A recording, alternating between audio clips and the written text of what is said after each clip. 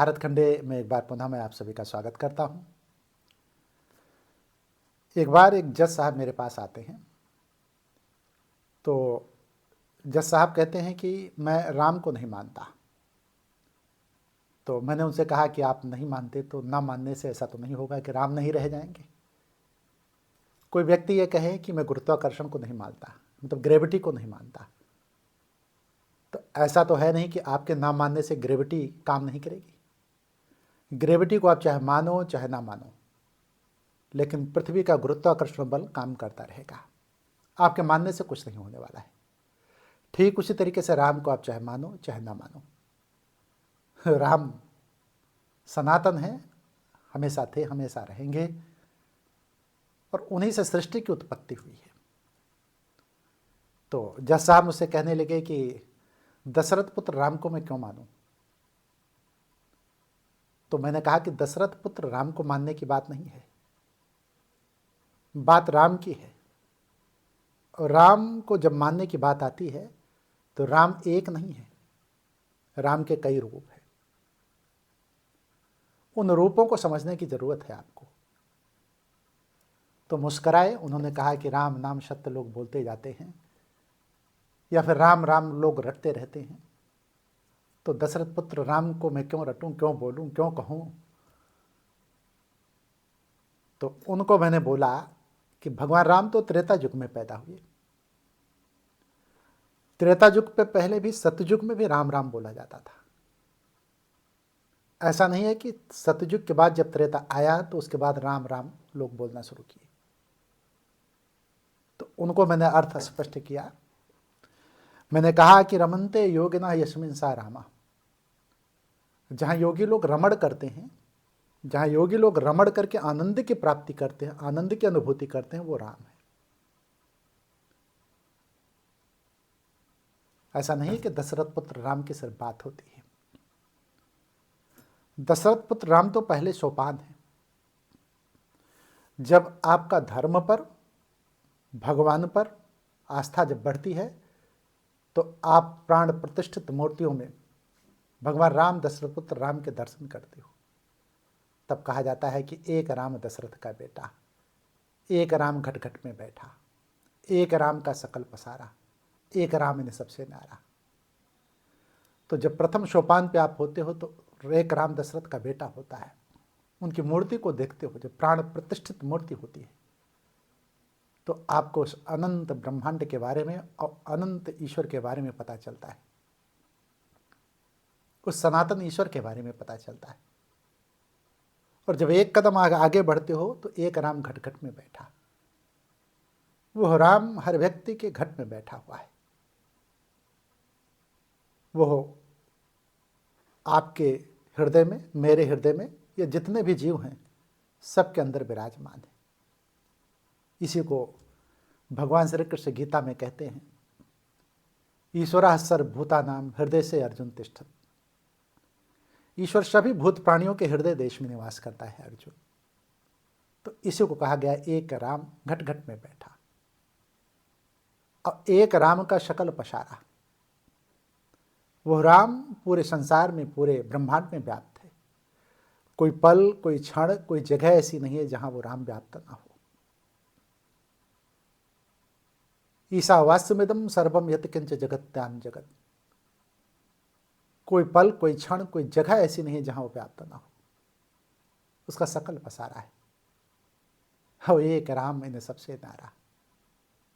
इन तीनों से जो न्यारा है वो राम, जिसको हम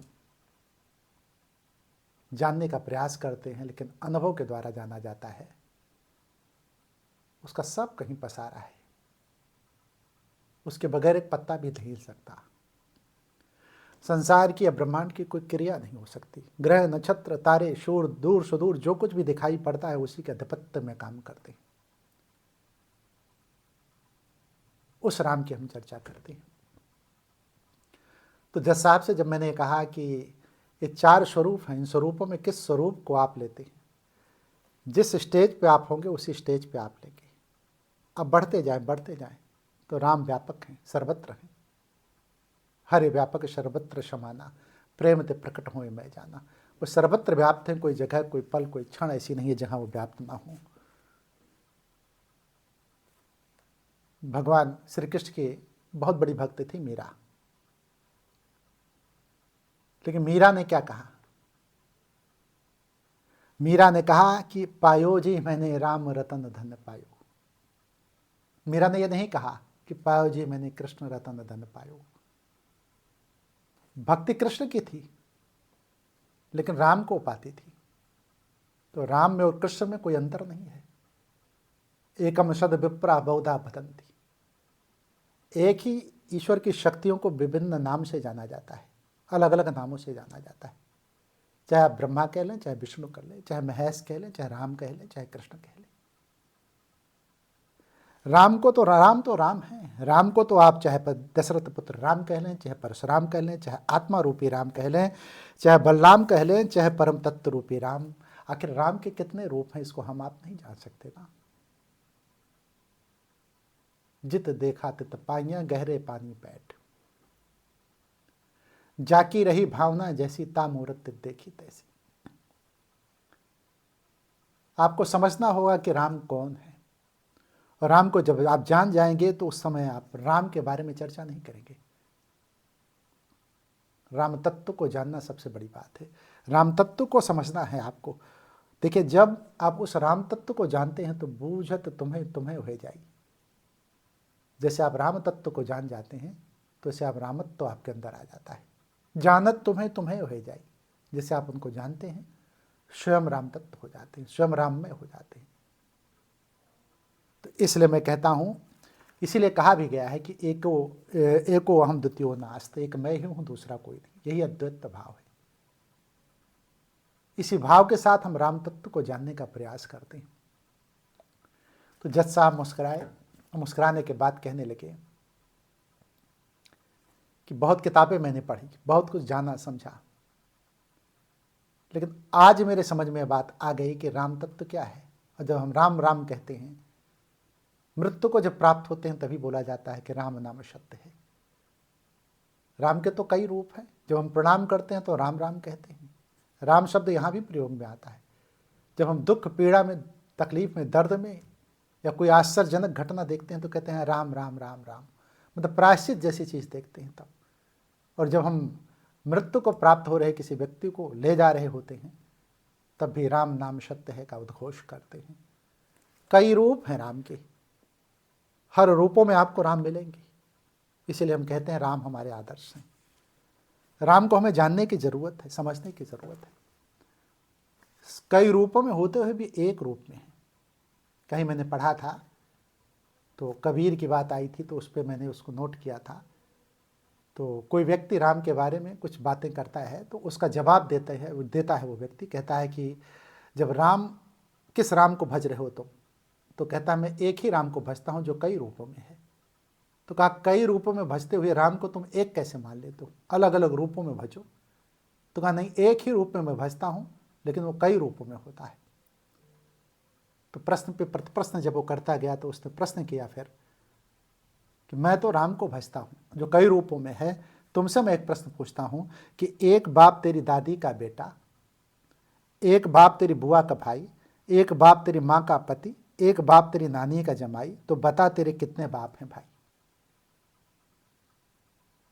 कई चीजें बोल दी गई, लेकिन बाप तो एक ही है ना, कई बाप तो नहीं हुए।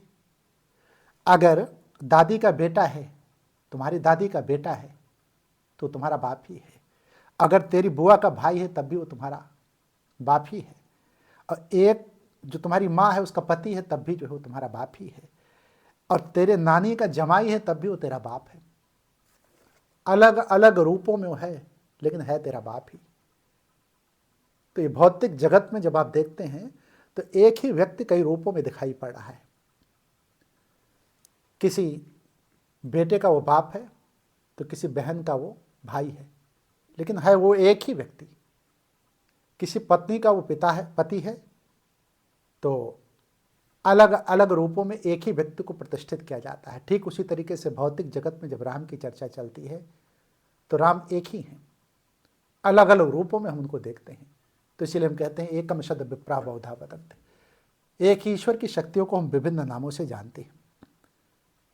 तो राम को जानना आसान नहीं है। जज साहब से मेरी ये चर्चा हुई, जज साहब काफ़ी प्रभावित हुई और उन्होंने राम नाम उसी समय से जपना शुरू कर दिया और मुझे इस बात का संकल्प उन्होंने लिया और मुझसे भी उन्होंने आशीर्वाद लेते हुए कहा कि आज के बाद मेरी आंखें खुल गई हैं और राम नाम का जाप मैं करता रहूँगा, पूरी ज़िंदगी में राम नाम का जप करता रहूँगा, क्योंकि राम सत्य है, वही सनातन है, वही सर्वव्यापक है।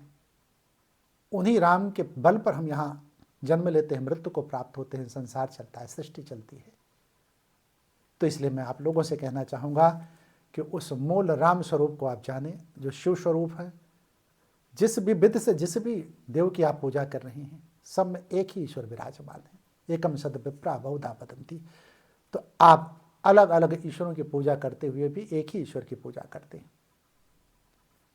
तो इसलिए मैं कहूँगा कि राम कौन है, राम कितने हैं, असली भगवान राम कौन है, शायद इसका अर्थ निकल के आ गया होगा। और जज साहब भी इस बात से संतुष्ट हो गए कि राम का अर्थ मेरे समझ में आ गया है। तो शायद आप लोगों के समझ में भी राम का अर्थ आ गया होगा। मैं वीडियो को समाप्त करूंगा और वीडियो को समाप्त करते हुए कहूँगा कि हर हर महादेव।